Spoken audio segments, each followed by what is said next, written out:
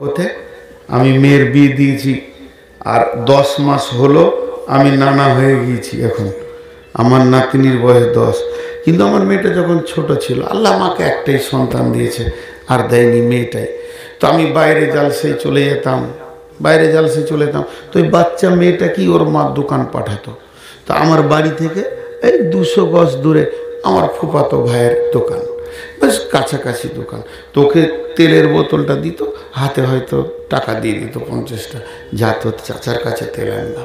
বাচ্চা মেয়ে তো, ছোট ছেলে, হাঁটতে হাঁটতে 3-4 বছর 3-4 বছরের মেয়ে, যেতে যেতে রাস্তায় ওর মতো এক গাদা খেলছে।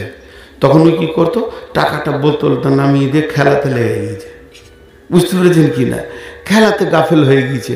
তখন আবার ওকে কেউ বলতো, ওই তোর যেখানে বোতল পড়ে, ও তখন ঝেড়ে গেল তেল আনতে। মানে ওর হুঁশি নেই। ওকে রাস্তার খেলা কি করে দিয়েছে, দোকান থেকে গাফেল করে দিয়েছে, মায়ের হুকুম থেকে গাফেল করে দিয়েছে। এটা বাচ্চা ছেলেদের হয় কি হয় না? আর হ্যাঁ না বলেন, হয় কি হয় না? তা আল্লাহ বলছেন তোদের সামনে রয়েছে কবর, পেছনে রয়েছে নামাজ রোজা আল্লাহর হুকুম, কিন্তু মধ্যখানে বিবি জমি জায়গা, ছেলে পিলে বউ বিটি ব্যাংক ব্যালেন্স, তোদেরকে কবর থেকে গাফেল করে দিয়েছে। আল্লাহ কি আনতে বলেছে পৃথিবীতে ইনকাম করে, ওই জিনিসটা তোরা ভুলে গেছিস। মালের প্রাচুর্য, তোদেরকে বিবির সৌন্দর্য লতিফা, এবং তোদেরকে কামিনীর কোলে শুয়ে থেকে তোদেরকে কবরকে গাফেল করে দিয়েছে। একবারও তোদের কবর মনে পড়ছে না। এখানে যতগুলি শ্রোতা আছেন আল্লাহর হস্তে বলছি, একটা যদি বেঈমান থাকতো তো বসে থাকতো না। আজকের ঠান্ডার দিনে বসে আছে মানে সবকটা ইমানদার আছে। আর বিশ্বনবী ইমানের পরীক্ষা নিতেন। আমি পরীক্ষা ইমানের নিব না, কারণ আমি নিজে বেঈমান। আপনারা বেঈমান যদি এক, আমি 99 বেঈমান। কিন্তু একজন হাত তুলে বলেন যে আগামী কালকে রাত থেকে, গতকাল রাত থেকে আজ রাত পর্যন্ত এই 24 ঘন্টাতে কবরকে মনে পড়েছে কারো? কবরকে কারো মনে পড়েছে? হক কথা বলেন। আল্লাহর কসম দিয়ে বলেছি, আমার 3 বার মনে পড়েছে। 3 বার মাত্র। একবার মনে পড়লো যে আমি যদি এখন মারা যাই তাহলে আমাকে শুয়ে দিয়ে আসা হবে, কিছুক্ষণ পর আমি একা হয়ে যাব। এইরকমভাবে 3 বার আমার মনে পড়েছে। তো এই গাফেলটা কে করেছে তোমাকে? বিবি, ছেলে পিলে, টাকা পয়সা, মালের প্রাচুর্য তোমাকে কবর থেকে গাফেল করে দিয়েছে। তোমার হুঁশ বিবেককে উড়িয়ে দিয়েছে। তোমার কবর বলে মনে পড়ে না। কিন্তু ওই মহাসত্যে সকলকেই যেতে হবে, ওই জায়গায় যাব না এ কথা বলার ক্ষমতা কারো, তারপরেও মনে পড়ছে না। মাল আমাদেরকে গাফেল করে দিয়েছে।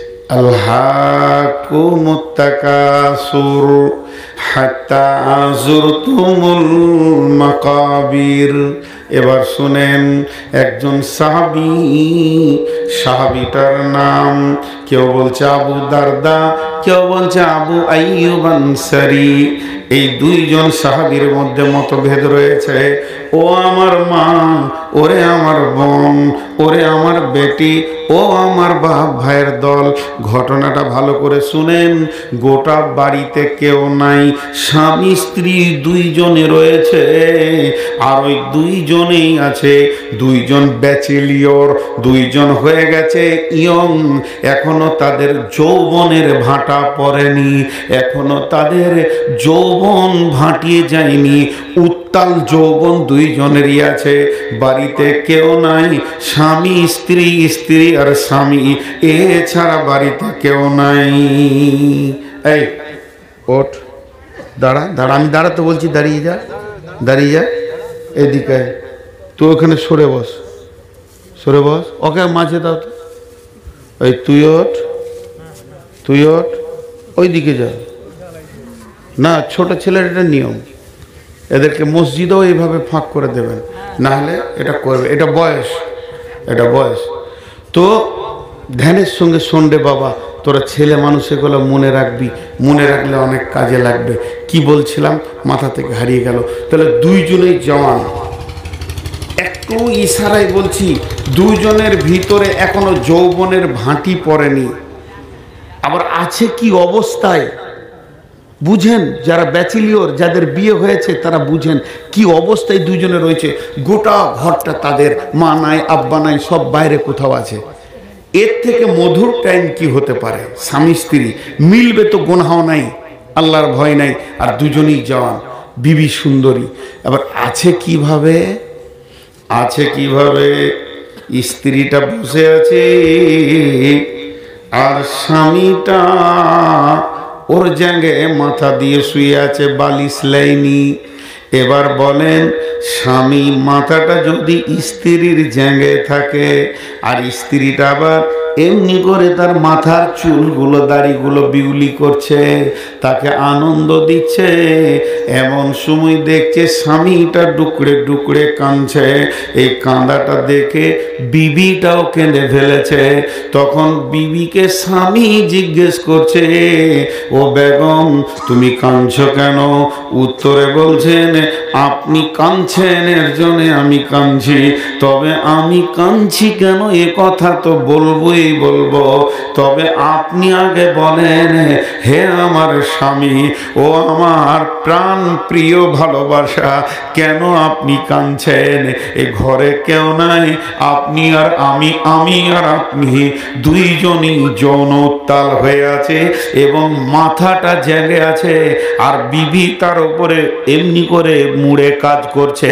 তার মানে বিবির ভোগগুলো সব তার মাথার কাছে রয়েছে, এরপরেও কেন তুমি কাঁদছো? তখন ওই স্বামীটা বলছে, বেগম রে, তোর জায়গায় মাথা দিয়ে আমি শুয়ে আছি, আর আমি মনে মনে মনে মনে প্রেম যমুনায় ভেসে গেছিলাম, বহু দূর চলে গেছিলাম, আমার জীব যৌবনের উত্তাল ধরে নিয়েছিল, কিন্তু কে যেন এসে আমার মাথায় বলছে, হতভাগা রে, হে হতভাগা, তুই তোর বিবির জানটাকে পেয়ে আল্লাহর কবরকে কি করে ভুললি বল? হতভাগা রে, তোর যে মাথাটা বিবির জেগে আছে, আজকে 2 দিন পরে এটা কবরের মাটিতে লুটুপুটি করবে, তোর এই দেহটা ফেঁপে ফুলে শেষ হয়ে যাবে। হতভাগা, বিবির জ্যানটা দেখে আর বিবির চেহারা দেখে অন্ধকার কবর কি করে ভুললি? সঙ্গে সঙ্গে স্বামী কাঁদতে শুরু করলো ডুকরে। তখন বিবিকে বলছে, বিবি তুমি কেন কাঁদলে বলো? বিবি তখন উত্তরে বলছে, স্বামী আমার পৃথিবীতে সব থেকে মেয়েদের বড় সম্পদ পতি, স্ত্রীর পতি, তার মানে আমার স্বামী হলো সব থেকে বড় নিয়ামত, আর স্বামী আমার জায়গায় মাথা দিয়ে শুয়ে আছে, আমার উপরে রাজি আছে। এবং রসুলের সাহাবী, আমি মনে মনে ভাবছিলাম, আমার মতো ধনী মেয়ে, আমার মতো সুন্দরী মেয়ে, আমার মতো জান্নাতি মেয়ে কেউ নাই, যেহেতু আমার জেগে মাথা দিয়ে আমার স্বামী আরাম করছে। এটা যখনই আমি মনে মনে করছিলাম, এমন সময় আমার মাথায় কে যেন আঘাত দিয়ে বলছে, হতভাগী, তোর কি মনে পড়ে না আজকে যে স্বামীর চেহারা দেখে নিজেকে গর্বিত হয়েছিস, কালকে তোকে একা কবরে নীরব নগরে রাখা হবে, সেদিন স্বামী তোর সঙ্গে ঢুকবে না রে। যে স্বামীকে নিয়ে তুই গর্বিত, একটি বার ভেবে দেখ। ফাতেমা রাদিয়াল্লাহু তাআলা আনহা মারা গেলেন, হযরতে আলী এত ভালোবাসতেন, কবরের কাছে গিয়ে চিৎকার মারছে, ফাতিমা ফাতিমা ফাতিমা ফাতিমা। তখন আলী থাকতে না পেরে বলল, হাজার ডাকে আলী হয়ে পাগল পারা, ফাতেমা তুমি দাও না সারা, নিত্য এসে জানাই সালাম, দাওনি জবাব হে জহুরা, তোমাকে কত ভালোবেসেছি বিবি রে। তখন থেকে পৃথিবীতে একবার ফাতেমা বলেছি, ঘুরে দাঁড়িয়ে তুমি আমার কাজ করে দিয়েছ, আমি আলীকে একটা কষ্ট দাওনি, আর আজকে আমি ফাতেমা ফাতেমা ফাতেমা বলে ডাকছি, তুমি একটি বারও জবাব দিছ না। আমি আলী পাগল পারা, ফাতেমা তুমি দাওনি ইশারা, নিত এসে জানাই সালাম, দাওনি জবাবে হে জোহরা। এর নাম কবর। আজকে আমরা সেই বিবি, ওই বিবি আমার বিবি, একই বিবি। আমার আল্লাহ বলছেন তোদের মালের প্রাচুর্য কবর থেকে তোদেরকে গাফেল করে দিয়েছে রে। আর সাহাবীরা ভোগকে সামনে রেখে কবরের ভয়ে কেঁদেছে। সাহাবিয়া মেয়েরা ভোগকে সামনে রেখে কবরের ভয়ে কেঁদেছে। আর আমরা মদের বোতল হাতে, তাসের ঝাল হাতে, তারপরও একবারও কবর মনে পড়ে না।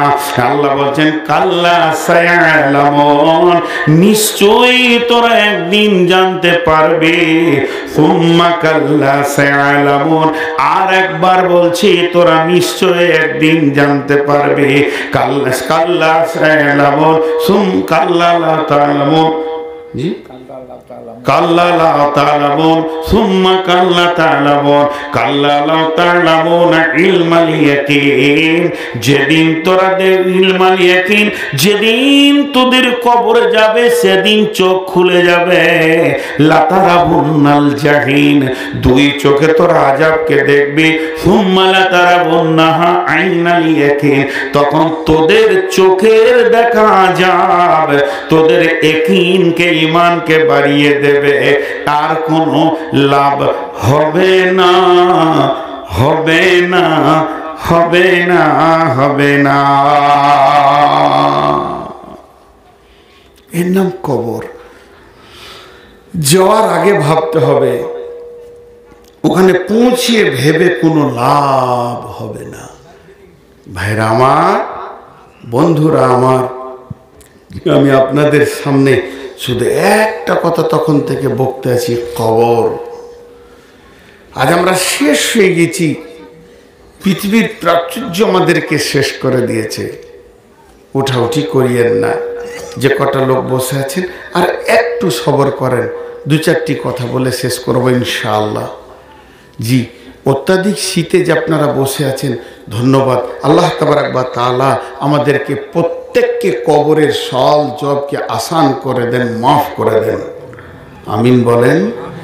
আল্লাহ আমাদের মা বাপ ভাই বোন যত কালেমাওয়ালা কবরে চলে গেছেন, তোমার আদালতে যদি বাঁধা পড়ে থাকে আল্লাহ তুমি মাফ করে দাও।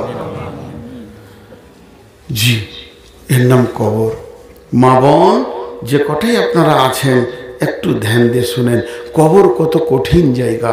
কেউ কারোর সঙ্গী হবে না, একা একা একা একা নীরব নগর। একটু এগিয়ে যাই। বিশ্বনবী বলছেন যখন মাইয়াতকে কবরে রাখা হবে, আতাহু মালাকানে, তখন দুইজন ফেরেশতা এসে তাদেরকে প্রশ্ন করবে, মান রব্বুকা মা দীনুকা ওয়া মান নাবিয়ুকা, তোমার রবকে, তোমার দিন কি, তোমার নবী কি। যে লোকটা ঠিক ঠিক উত্তর দেবে রব্বি আল্লাহ দীনুল ইসলাম, নবী মুহাম্মদুর রাসূলুল্লাহ সাল্লাল্লাহু আলাইহি ওয়াসাল্লাম, আল্লাহ বলবেন আমার বান্দা সত্য বলেছে, কাদ সাদ্দাক্তা, এই বান্দার জন্য সমস্ত জান্নাতের ফ্যাসিলিটি দিয়ে দাও। এরপরে এত উত্তর দেওয়ার পরেও জাহান্নামের দরজাটা খুলিয়ে দেওয়া হবে। আগুন একে অপরে ছিঁড়াছিঁড়ি করছে, লড়ালড়ি করছে, ওই জাহান্নামের দরজাটা খুলে দেওয়া হবে এবং কবরবাসীকে বলা হবে, ও কবরবাসী এক নজর জাহান্নামটা তুমি দেখে নাও। জাহান্নামটা দেখানোর পর বলা হবে, কবরবাসী রে, তোমার রব তোমাকে দয়া করেছে, মাফ করেছে, এই রকম জাহান্নাম থেকে তোমাকে বাঁচিয়েছে, এখন তুমি চিরনিদ্রায় থাকবে জান্নাতি ঘুমে। এরপরে জাহান্নামী যে হবে একটা উত্তর দিতে পারবে না, হা আলা আদরি, আমি তো কিছু কিছুই জানি না যে বলবে ওই ব্যক্তির জন্য জান্নাতের দরজাটা খুলে দেওয়া হবে। আর ফেরেশতারা বলবে, হতভাগা বদনসিব রে, এই রকম জান্নাতে তোমার স্থান ছিল, শুধু তোমার বরবাদি আমলের কারণে তুমি কবরেতে জাহান্নামে চলে যাচ্ছ। হতভাগা, তোমাকে মাল পেয়ে কবর থেকে গাফেল করে দিয়েছিল। অতএব বন্ধু, ওইখানে খুলে দেওয়ার পর ওকে চির জাহান্নামের আযাবে দেওয়া হবে। জাহান্নামীদের জন্য জাহান্নামের বিছানা বিছানো হবে এবং জাহান্নামের চাদর পরানো হবে, লেপ তোশক হবে। জাহান্নামের হালাতে তারা কবরে কাটাবে। আর জান্নাতি যারা হবে, আল্লাহর নবী বলেছেন, তাকে বলা হবে নম কাও নমে উরুসা, তুমি ঘুমাও যেমন নতুন দুলহা দুলহি বাসর ঘরে আনন্দ করে, ওই রকম তুমি ঘুমাও। আজীব ব্যাপার। এখানে আবার প্রশ্ন চলে এলো। বেঈমানরা যে প্রশ্ন কত করে। জি, জাহান্নামীরা জাহান্নামে চলে গেল, তাদের আযাব শুরু হয়ে গেল। কিন্তু যারা জান্নাতি তাদেরকে বলা হবে, তোমরা যেমন বাসর ঘরে নতুন দুলহা দুলহি সই ওই রকম শুয়ে যাও। আচ্ছা, দুলহা দুলহি বাসর ঘরে সই, ওদেরকে যে ঘরটা দেয়া হয়, বিয়ে ঘরে 1000 লোক থাকলো ওই ঘরে ডিস্টার্ব কেউ, জোরে বলেন, কেউ করে না। হে কবরবাসী, তোমাকে ডিস্টার্ব কেউ করবে না। 2 নম্বর, তুমি আনন্দ চিত্তে থাকো, তুমি ভালোভাবে থাকো, তোমার কোনো টেনশন নেই। কিন্তু প্রশ্নটা কি জানেন? একটা ঘরকে ফুল দিয়ে সাজিয়ে দেয়া হলো, গোটা ঘরটা লাইটিং আর ফুলে সাজিয়ে শেষ করে দেয়া হলো, কিন্তু মেয়ে নাই, ওটা কি বাসর ঘর হবে?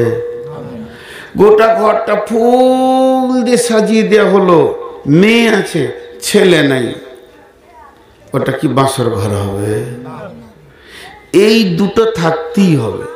জোড়া ঢুকবে তবেই তার নাম বাসর ঘর। তাহলে আমি যদি কবরে ঢুকি, ওখানে একটা মেয়ে ঢুকতে হবে, এটা একটা প্রশ্ন। নাহলে বাসর ঘর আল্লাহ রসুল বললেন কেন?